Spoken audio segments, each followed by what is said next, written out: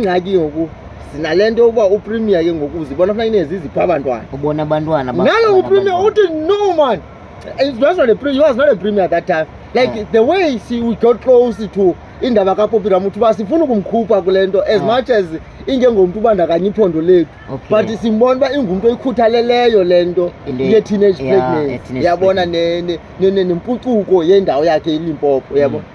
Azothi uMEC uPremier ngoku iMEC that time no man. Something is not right here. Bamithiswe ngubani abantwana? Baphotha. Asizudlula apha. Asizudlula apha singayifumenanga into yobana bamithiswe ngobani abantwana. Yavela i-28-year-old. Later on. Yenza ntoni le 28-year-old? 28-year-old yaziphangelela into ntontoni.